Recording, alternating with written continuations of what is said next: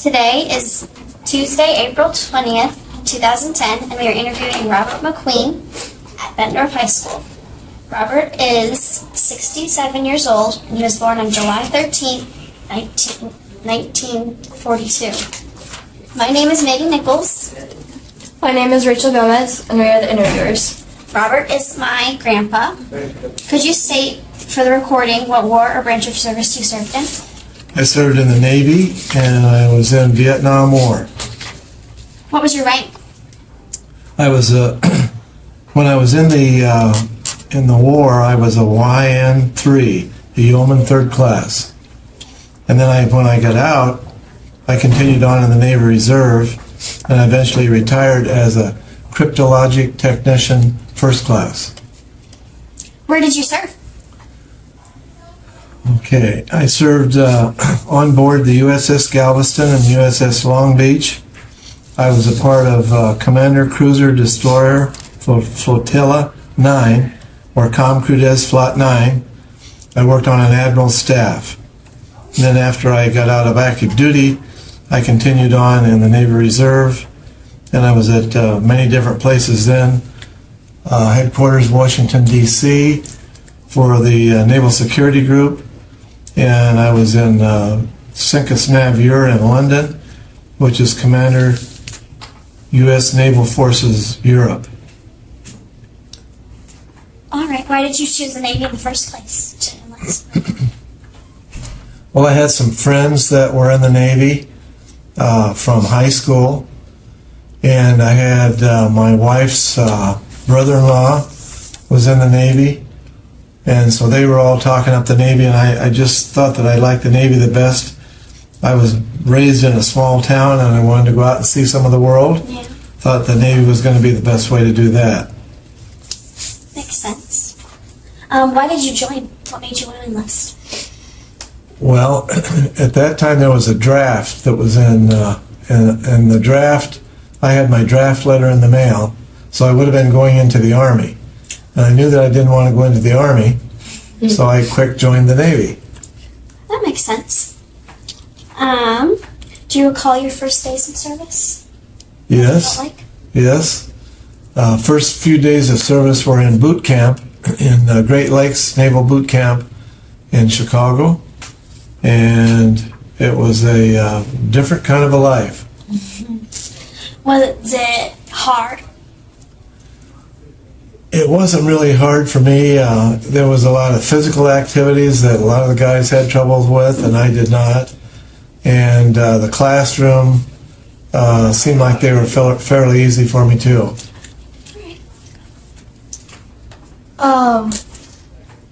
What was your first operation? Well, I was on Operation Starlight. That was a major amphibious assault in Vietnam. That wasn't our first operation, but it was our first major. It was a really big one. And we were on it for almost 2 weeks. Was it weird going into your first battle like that? Or your first large battle? Yeah, it was always, you always wondered what was going to happen next, and you didn't know if you were going to take a return fire or how that was all going to go. We were mostly in our operation, our part of the Operation Starlight, we were sitting out and doing what they call shore bombardment. So we had, on the front of our ship, we had these big guns, and there was two 6-inch mounts with 3 guns on each mount. And we would just fire shore bombardment into the shore. Oh. So we heard that some of the Navy transported the Marines onto land. Did you guys not do that? You just did the shore bombardment? Yeah, we did. Shore bombardment was our main mission. And then in the Admiral staff, we were in command of all the cruisers and the destroyers that were in that area. Yeah. Okay. And did you know it was like the first battle or our first offense in Vietnam War? Yes, we did. We knew that. And it was named. We knew what operation we were on. We knew what the mission was that we were doing. Oh, good. Do you remember any of your instructors during that battle? Any of them? And your friends and instructors? Sure, I remember some of the, they weren't really instructors, they were our officers or our chiefs, and they would be like your boss. I remember Chief Sauer, he was a radarman chief, and the admiral, of course, was Admiral Dubois. Commander Moore, Captain Rossell. Yeah, I remember quite a few of the guys. Then the other guys that I served with, I was good friends with some of the Filipino stewards mates, and the stewards mates, they mainly cooked for the admiral and took care of the admiral and the officers. But I'll get off a little off of the subject, but I got to be friends with two of the guys because we were in transit together, traveling from San Diego to the Philippine Islands where we picked up the ship. And they couldn't speak English very well, and they were scared to death. They didn't know what they were getting into or where they were going. And so I helped them out. And then when we found out that we were going to the same place. And when we got there, then they took care of me because they would feed me. I'd eat a lot of food out of the Admiral's mess, and they'd fix me special things and everything. I had a good buddy named Marty Martinez, and he was from New Mexico. We went on a lot of liberties together. Joe Perry was another one that was boss of mine. So yeah, I remember quite a few of the guys. Yeah. Did you have any special duties? We had a lot of duties because when we were on board ship, we were working for the Admiral. So we had all the things that the Admiral's office was putting out. There was a lot of operation orders and a lot of letters, just kind of routine correspondence, and some of it was more than routine. And then when we were at General Quarters, I had a General Quarters battle station that was up in on the bridge with the Admiral. Yeah, there was a lot of different things that we did. We didn't sleep very much, I know that. We'd be on and off. We'd be working, then we'd be off for a couple hours, then we'd work for another couple hours, then we'd be off for maybe 5 hours, then we'd work for 8 hours. So it was a round-the-clock operation. Well, we have some questions about like family. Did you meet Grandma before you went offshore? Yes. I met her and we got married before I went into the Navy. Was Kevin born? Kevin was born when I was in Vietnam. And I got a Red Cross wire saying that he was born. And is Kevin your oldest son? Yes. Yes. What was the food like there? Well, the food from the Filipinos was really good for me. The food on board ship on the Galveston was good, but on the Long Beach when we were over there, it wasn't nearly as good. Yeah. And the steward's mates would always take care of me. That was where I learned to eat fried rice and a lot of different kind of dishes that they would eat. Yeah. Did you do anything special for like good luck before any certain battles? Said a few prayers. I think that was the main thing, yeah. How did you guys entertain yourselves during downtime, I guess? Well, we would write letters home and reread our letters that we got from home. We'd had movies every once in a while in the mess decks, which would be like the cafeteria. And just kind of talking with some of the guys, playing cards, doing different things to pass time. But we were working so much that we really didn't have too much leisure time. Yeah. And did you know why we were at war when you enlisted? When I first enlisted, we weren't at war. So I enlisted in 1963, and I went active in 1965. Oh. So we weren't actually at war then. That kind of came along, I think around 1964, 65. Mm-hmm. Yeah. But when you did go into battle, did you understand like what was going on with the Viet Cong and the ARVN? Yes, we did. Yep. We had a chaplain on board ship because we were a very large ship. So we had a chaplain, and he would have a news show every day at a certain time, maybe even twice a day. It's a long time ago. But it would come out like over your PA system here, and it'd be the chaplain, and he'd be reading the news to us. And then we had different printed kind of brochures that we'd get, or not brochures, but papers, messages. So we kept up pretty well with that. Were you aware of like the guerrilla tactics the Viet Cong were using, even though you weren't really having to go through the jungles, but were you like aware of the severity of it? Yeah, we were. That's what we would pick up on the news, and you're right. We weren't involved with that, but we would pick up what the Marines were doing, and some of our missions, what we were on, we would be on a search and rescue mission to pick up pilots that had to ditch into the water. So then we'd get some of those pilots on, and we'd be talking with them. They'd usually have some kind of a meeting with them, and they'd be very grateful that we picked them up out of the water. But then they'd, tell some stories of what they've been doing. So, did you ever come in contact with Agent Orange? That's an interesting question that you asked there. Agent Orange was sprayed on the land, Yeah. but we would be in close to the land many times on the ship, and so you'd see where they were spraying and dropping it, and you'd see the spray kind of drifting over, but we had no idea what that was. Really? Mm. So you didn't know what it was, you just saw what was going on and they didn't tell you? Right, yeah, nobody talked. It was just defoliation, Yeah.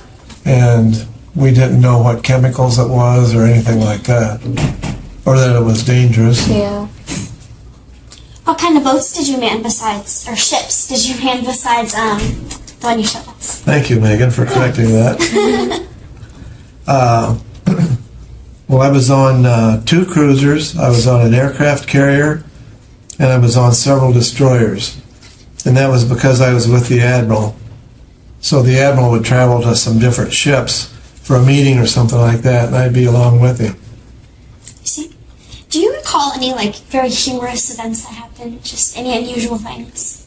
What kind of incidents? Any humorous or unusual events? Oh, Think hard about that. well, yeah, there was always seemed like something going on when you get that many people together in small spaces. One thing that we never did was we never had any fights among the crew, among each other. And that, I think, was kind of unusual because we had over 1,000 people together in very close quarters. Yeah. So like a room like this, we'd have bunks that would be 3 or 4 high, and it'd be on both sides of the wall and probably one down the middle too. So close quarters, really close, and nobody ever. It seemed like you just, if there was a problem, you kind of said, "Well, is it my problem or is it theirs?" And you talked it out and got it taken care of. But humorous incidents. We had a captain once, and the captain would had a big desk in his stateroom, and that was kind of his office and his living quarters. And the captain was an 06, so he was pretty senior. And one time I walked in and we were in real rough seas, and he had a great big desk that was across the one side of his room. And just as I walked in the door, the ship took a roll to one side, and the desk just came up like this, and the captain's sitting at the desk, and he's trying to hold it back, and he's being pushed back at the same time. So I ran in and I grabbed the desk and practically laid on it, and we got it back down on top of the table. And of course there was papers and everything everywhere. And the captain didn't know what to say. And we both kind of looked at each other and we just started laughing. It was funny. And then the same thing would happen in the office where we'd work. We had chairs with rollers on. No, they didn't have rollers on. They were just chairs like these. And the ship would roll, and you just kind of pick up and kind of scrunch into the chair, and you'd slide over against a wall somewhere. And then they'd roll back the other way, and you'd slide back, and then you'd grab a hold of your desk. Were the seas always kind of rough like that? No, sometimes they were real calm and real quiet. A lot of beautiful sunsets at sea, gorgeous sunsets. We always tried to see them if we weren't sleeping. But let's see, other humorous things. The same captain, and he was kind of a character, but the same captain came down into the office one time, and I was down working in the office, and we were inshore. And he said, Mac, they call me Mac lots of times. He said, Mac, I bought my son a motorcycle. Do you know how to ride a motorcycle? I said, yes, sir, Captain. And he said, okay. He said, I want you to go over to the exchange, and we were in Yokosuka, Japan. Go over to the exchange, take this slip of paper over with you. They'll give you the motorcycle. You bring it back over to the ship, bring it up on the forward brow of the ship, and I got a place to store it. So there was a forward brow and an aft brow. It'd be like one here and one here. And the forward brow was the officer's brow, and the aft brow was the enlisted. So the captain said, bring it up the forward brow. So I went over there and I picked up this brand new Honda motorcycle, and I'm riding it, and it was really fun. So I rode it around the base a little bit, and then I came back over to the ship, and when I got to the ship, I just rode the motorcycle right up the forward brow. And I rode it up there, and the officer of the day was standing up that was checking people on and off, and he just about had a conniption fit. He was really upset. Here's this enlisted sailor riding his motorcycle up the brow. And the captain come running out and took care of it. He says, don't worry, it's my bike. I'll take care of it. So we go and we stow it all away and everything like that. And he says, come back to my room. So I'm back to the captain's room, and he says, didn't mean for you to ride the motorcycle up the brow. You were supposed to push it up the brow. That's funny. Did you ever get seasick on sea?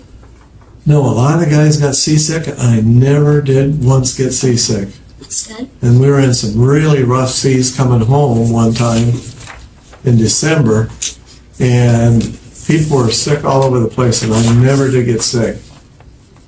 I just kept eating, and didn't bother me, I guess. Did your ship carry any like nuclear weapons or anything like that? We did. We had Talos missiles that were on the aft part of the ship. Oh, you can't see them in this picture. But there was a Talos missile system back here, and we had nuclear warheads for them. That was kind of scary. Yeah, we never fired a missile other than the practice missile, and it was never armed. And I don't know if we really had a nuclear missile on board or not. We had all the spaces for it and everything, and it was all secure. But I don't remember if we had anything nuclear on there or not, a warhead. Yeah, were you awarded any medals or? Yeah, in my uniform. Well, I can't remember all the medals, Rachel. But I was explaining, I think, before, maybe you were doing something else. But the lowest order of precedence are the medals, and they've all got a special meaning and an order. And it goes from the lowest up to the highest here. And your highest one, what is it? That's the Navy Commendation Medal. Oh. What did you do to like deserve that? Well, I got that when I was in the reserves, and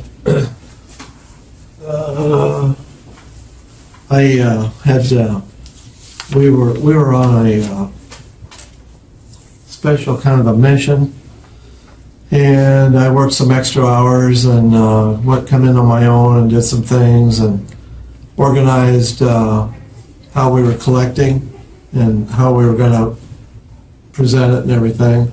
So I helped with all of that. Oh. So nothing real glamorous. I think it's good. It's so, yeah. Something to be proud of. What were some of the places you went? Because I know the Navy went everywhere, but some of the specific places. Yeah, well, when I was active in the Navy, I was in Baltimore, Maryland, to a school. I was in the Great Lakes. That was in Chicago. Then I went to San Diego, California. And from San Diego, we flew over to catch the ship with the two Filipino guys and a whole bunch of other people too. But we were in Washington State, we were in Alaska, we were in Hawaii, we were in Guam, and that was just flying over to the Philippine Islands. Then we got to the Philippines, and I caught the ship. And on the ship, we went to Liberty Port, so we'd be out for 30 days, and then we'd be back in port for like 5 or 7.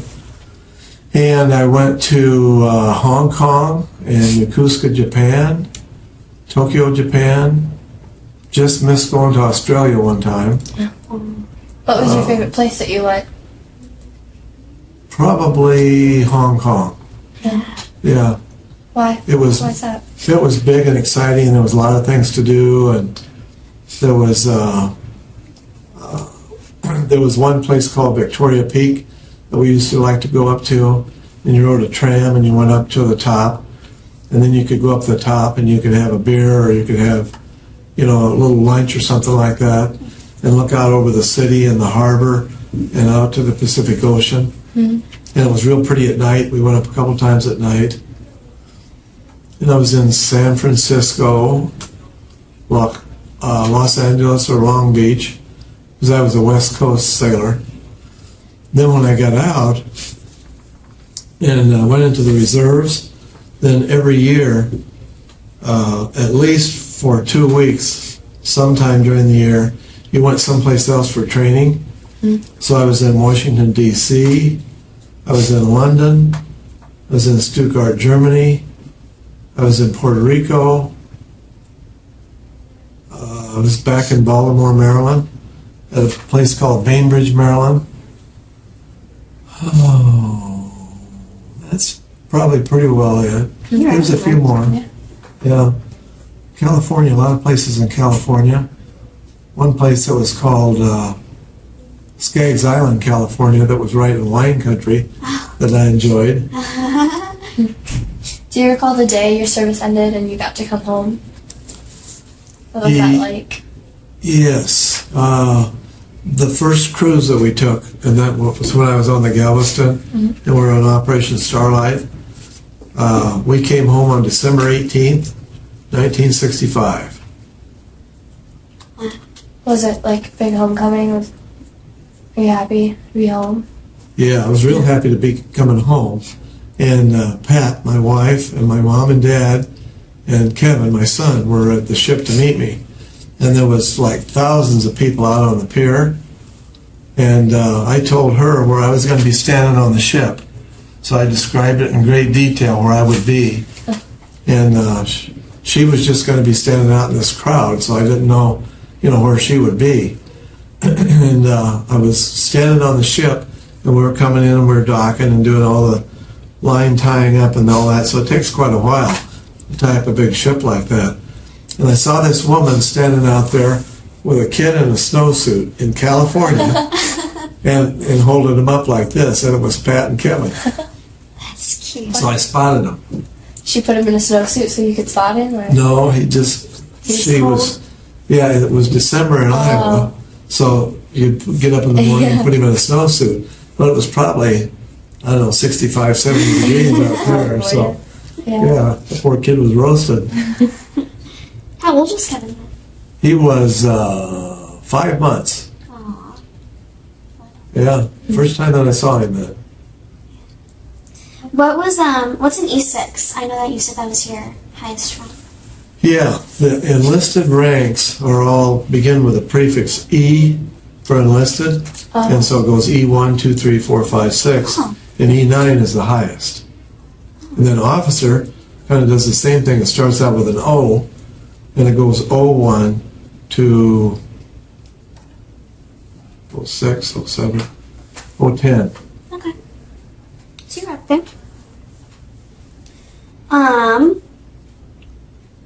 When you got back, did you go to work or go to school?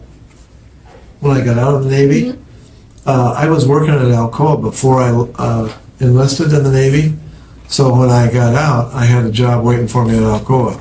So I came back to the Quad Cities, and just real shortly after that, I was working.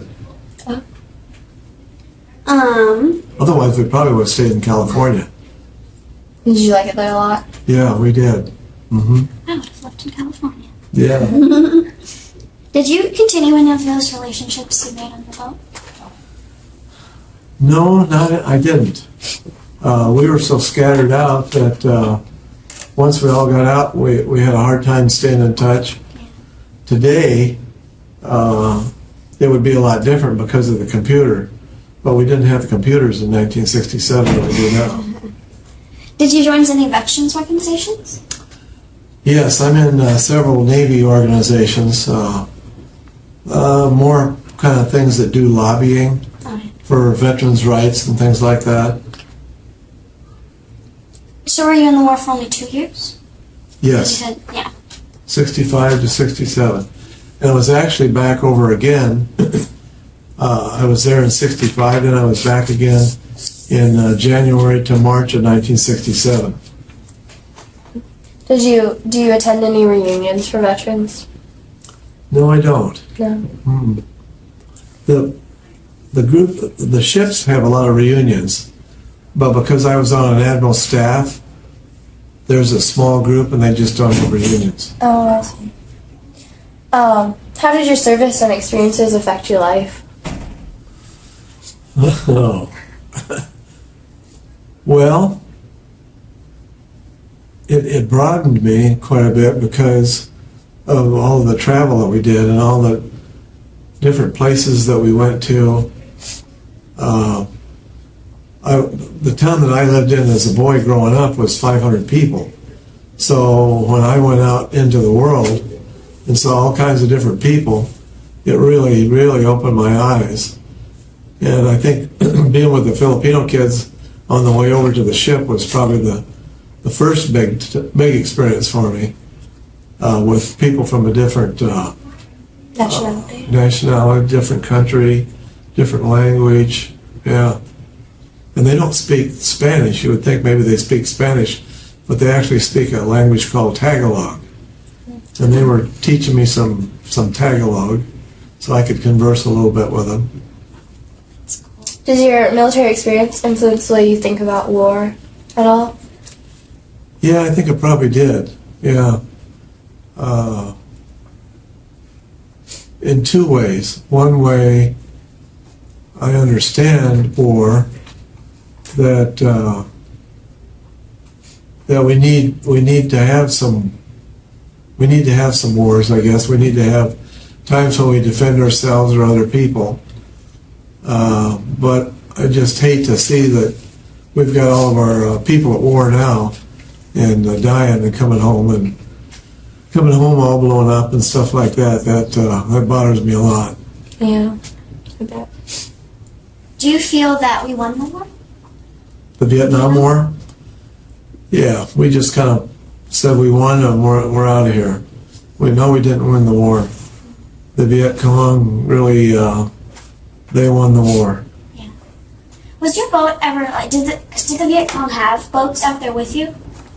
Or did you mainly just do shore bombardment? Yeah, the Vietnamese didn't have a real navy. What they had though was they had some fishing boats and some little junks, and they would if you were close to shore or you were doing something, there would all of a sudden there'd be a whole bunch of fishing boats around you. And so they would sometimes, as they did in the USS Cole, they would float into the side of the ship, and you never knew if they were going to have an explosive device or what. So we would keep them off from our ship. So we'd fire a shot over their bow or something like that. Well, thank you very much for letting us do the interview with Yeah. you. Okay. Thank you. The interview's over, huh? Yes. How'd we do? Today is Tuesday, April 20th, 2010, and I am interviewing Robert McQueen. He is going to tell us his branch of service. Let me start over, man. Great. Can you say your name, please, for a test? Bob McQueen?